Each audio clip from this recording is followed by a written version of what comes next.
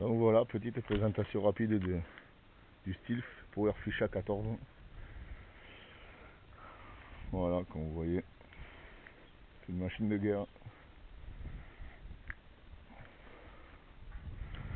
Voilà, pour le faire rouler, j'utilise un chariot Sétugue, comme pour les kayaks. Voilà, là pour rayer le bazar, ça me sert de porte-sonde. Vous avez une chaise. Pour les temps, j'utilise un moteur électrique 65 livres de chez Swing. Ça correspond à un 2 chevaux. Franchement, ça va être grave.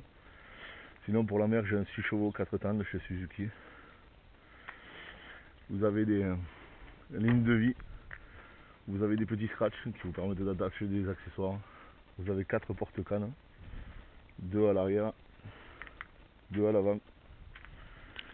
Vous avez un coffre à l'avant.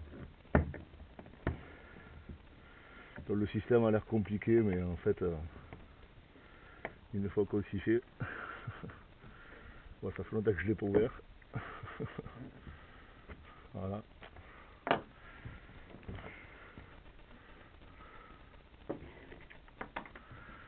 Voilà, un petit coffre à l'avant qui peut servir de visier. Donc vous avez un bouchon de ce côté, un bouchon de ce côté. Ça vous permet de le vider. Vous avez une trappe étanche qui donne sur l'avant de la coque. Voilà.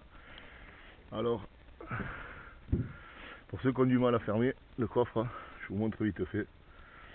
Faites entrer par là. Et en fait, on sort par le même. Voilà, vous tendez, vous rabattez et c'est fermé.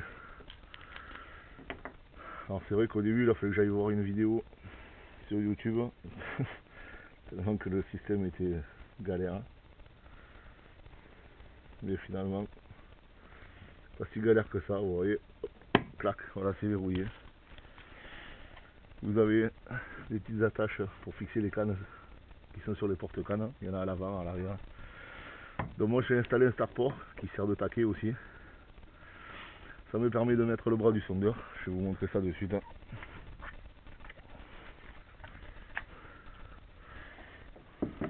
Clac, clac, vous voyez. C'est aussi simple que ça. Voilà. Et ça tourne à 360. Je peux régler l'inclinaison avec la rotule. Vous voyez. Je veux dire, c'est pas plus simple que ça. Pas plus compliqué que ça. Donc moi j'ai installé un va-et-vient.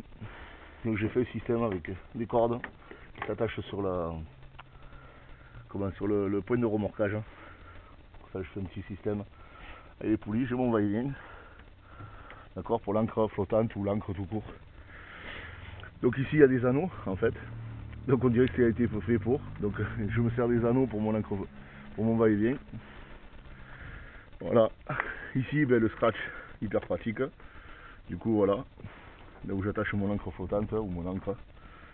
Et du coup vous voyez, ça coulisse vraiment très bien.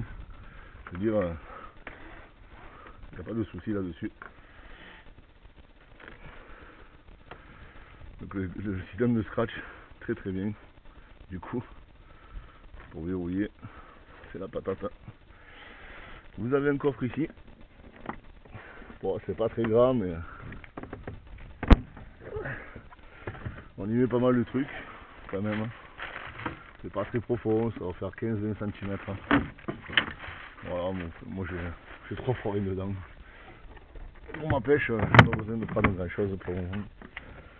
Voilà pour le coffre qui sert de siège. Voilà, donc je vais vous montrer maintenant pour la sonde. En fait, pour le sondeur je le mets là, les câbles de batterie passent là, la batterie elle est à l'intérieur. Et pour la sonde,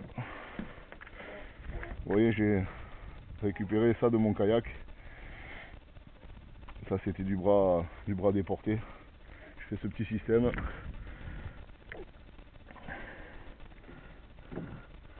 qui me permet, il faut que je trouve l'étoile.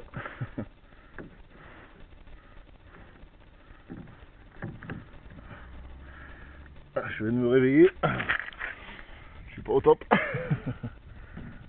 Voilà. Ah mais non, il est verrouillé, voilà. Bon, il était verrouillé.